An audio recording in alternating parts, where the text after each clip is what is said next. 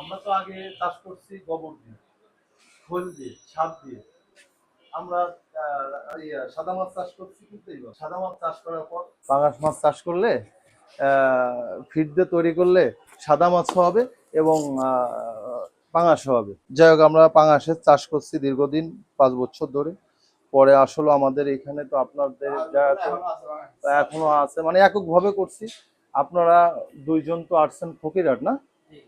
ফকিরহাট তো আসলে তো আমাদের মাছের জগতে ফকিরহাট মনে হয় সবচেয়ে বাংলাদেশের ভিতরে যে সবচেয়ে বড় জায়গা, এবং ফলতিতা যে আড়ত আছে বাংলাদেশের ভিতর, অত মাছ আর কোথাও ওঠে না, অত মাছ আর কোথাও ওঠে না। মানে এমন কোন জায়গার লোক নাই ওই জায়গাতে মাছ না কিনে, মানে এমন কোন জায়গার লোক নাই যে মাছ না কিনে ওই জায়গাতে ট্রাক লোক না। এই যে এইখানের অবস্থান এমন অবস্থা, মানে কয়েক কোটি টাকার মাছ প্রতিদিন বিক্রি হয়, দৈনিক বিক্রি হয়। তারপরে আমার যে আছে HR হাসান ভাই, এলো টং এ এরিয়া ম্যানেজার, উনি আমার কাছে দীর্ঘদিন আসছে, বললো কি যে দাদা আপনি একটা কাজ করেন, পাঙাশে তো ওইভাবে ব্যবসা করতে পারতেছেন না, আপনি একটা মাছের ফাবদার চাষ করেন। ফাবদা চাষ করবো দাদা, আমার তো টাকা পয়সা ভাবে নাই, ফাবদার চাষ করবো, ওই টাকা বেশি লাগবে না, পাঙাশের চেয়ে খরচ কম। আমি একটা মাছ দিলাম একটা, কিন্তু ওই মাছটা আমি 1 লক্ষ ফাবদা দিলাম, আর 7,000 ট্যাংরা দিলাম, আর 2,000 দিছিলাম মাগুর মাছ দেশাল। তো মাছটা দেওয়ার পর এত তাপমাত্রা, বৈশাখ মাস, মাছ দেওয়ার পরই মারা গেল পাবদাগুলো, বুঝছেন? তার মনটা খারাপ হয়ে গেল, আসলে মাছগুলো মারা গেল। আসলে তখন আবার কি এই মেডিসিন গুলো এইভাবে পাওয়া যেত না, বুঝছেন? যে মেডিসিন গুলো এখন যেরকম দিন যাচ্ছে ডিজিটাল, ডিজিটাল বাংলাদেশ হয়ে কিন্তু আপডেট, সবকিছু আপডেট। আগে আমরা চাষ করছি গোবর দিয়ে, খোল, সার, তারপরে ভুসি, এছাড়া কিন্তু ফিট খাইনি। এই দিয়ে আমরা চাষ শুরু করছি। তারপরে পাঙাশের চাষ করে ফিট দিয়ে শুরু করছি। তারপরে ওই পুকুরটা দিয়ে আমার মাছ মরে যাওয়ার পর তারপরে সবকিছু দিয়ে আমার এত ক্ষতি হয়েছে, কি বলবো। মাছ ফাবদা মাত্র 11 মণ ফাবদা পাইছি, মাত্র 1 লক্ষ মাছে। 1 লক্ষ মাছে কমপক্ষে 60 মণ মাছ পাবো আমার একটা হিসাব। 11 মণ ফাবদা হয়েছে, কিন্তু ট্যাংরা মাছগুলো ভালো হয়েছে, ফাবদা মার খাইছে, মাগুর গুলো ভালো হয়েছে। তারপরে 1 লক্ষ টাকার উপরে লাভ হয়েছে। তারপরে আমরা পরে আস্তে আস্তে ফাবদায় ঢুকলাম। আপনার কিছু সিস্টেম আছে, ট্যাংরা মাছ চাষ করা, ফাবদা চাষ করা কিছু সিস্টেম আছে, বুঝছেন? আপনি যদি একসাথেও ছাড়েন, কিছু খাবার আছে আবার দিয়ার, সেই যে পাউডার গুলো মাখায় আঠা আঠা করে দলা পায়, দিনই ভাগে যদি দেওয়া যায়, তো ওই ট্যাংরা মাছ ওইগুলো খায়, ফাবদা কিন্তু খায় না। এটা লোকে চাষটা তো মেন হলো যশোরের দিকে এলো ফাবদা, এই জাতীয় চাষ, কিন্তু আমাদের দেশে তো ওইভাবে প্রজেক্ট নাই। আর আপনাদের দেশে একটু কম হয়, আপনাদের চিংড়ি হলো সবচেয়ে বেশি। যাই হোক, তা অনেক কথা। যাই হোক, আমরা দীর্ঘ 15-16 বছর ধরে ব্যবসা করতেছি।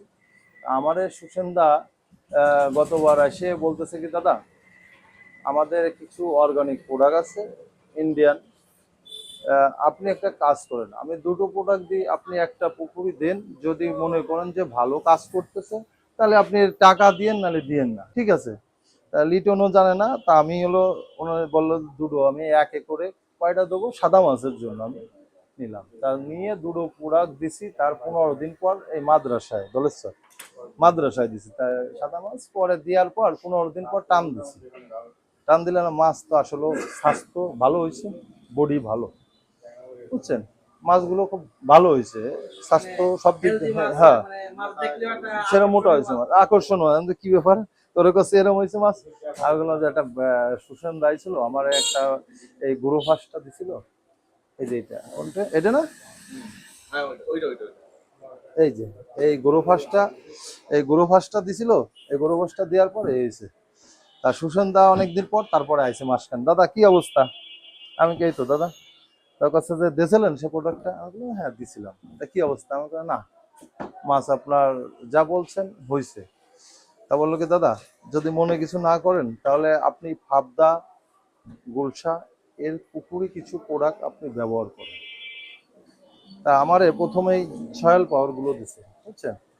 এই সয়েল পাওয়ার গুলো আমি ব্যবহার করছি।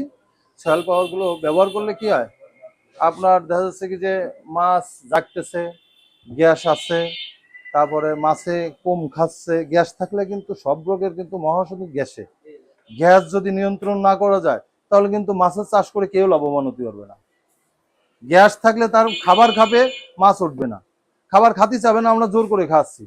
কিন্তু আমাদের শরীরে যদি গ্যাস থাকে তাহলে কিন্তু আমরা গ্যাসেতে খাতে পারতেছি না, খিদা কিন্তু কম লাগতেছে। আর গ্যাস যদি না থাকে খিদে কিন্তু ঘন ঘন আপনার, তখন কিন্তু মন চাবে যে শালা কিছু যদি খেতে পারতাম, আমার খিদে লাগছে। কিন্তু পেটে যদি খিদে না থাকে আপনি খাবেন কিভাবে? তাই সেই গ্যাস এই যখনই সয়েল পাউডার দিলে পরে আর একটা জিনিস উপকার হয়, সেটা হলো পানির টেস্টটাকে ঠিক করে, আপনার পানির কালারটাকেও ঠিক করে। আমি তপন কাকারে দিছিলাম, উনি নিতে চাচ্ছিল না, উনি একটা না দুটো ওষুধ নিছিল, তো ওনার পানিটা হলো ঘোলা। তা আমি বললাম মশাই একটা কাজ করো, একটা সয়েল পাউডার আছে, এই ওষুধটা তুমি মারো। তা উনি মারছিল, তা আমি ওনাকে শুনলাম যে কি অবস্থা, তাহলে কাকা পানির কালার তো ভালো হয়েছে। তা এখন এটার কিছু কিছু নিয়ম আছে, আসলে সবকিছুই আমরা ডাক্তারের কাছে গেলে পরে, তাহলে ডাক্তারের যদি নিয়ম অনুযায়ী না চলি, কিন্তু আমার নিয়ম অনুযায়ী চললে কিন্তু আমি সুস্থ সহজে হব না, বুঝছেন? তাই সেই সয়েল পাউডার আমরা গতবার ব্যবহার করছি, তারপরে ভিটাম্যাক্স করছি। সয়েল পাউডার দেওয়ার পর ভিটাম্যাক্সটা ব্যবহার করলে, সয়েল পাউডার দিলে কি হয়, গ্রোথের যে মাছটা আমি এবার যে রুই মাছটা আমি পছন্দ করছি 2 কেজি, কিন্তু ওয়েট 2.5 কেজির মতো হয়েছে। কিন্তু এত ওয়েট আমি বুঝতে পারিনি যে এত ওয়েট হলো কিভাবে। কিন্তু মাছ যে আপনার যে মোটা হয়েছে, পেট মোটা তা না, কিন্তু মাছ এমনি মোটা, এমনি গা মোটা, কিন্তু পেট যে মোটা হয়েছে সেটা না, বুঝছেন? মাছের ওয়েটটা এইভাবে হয়েছে। আমি একটা কাতল পছন্দ করছি 3.5 কেজি, কিন্তু 5 কেজির মতো। মাছের স্বাস্থ্য শরীরটা মানে বডিটা বডি ঠিক আছে।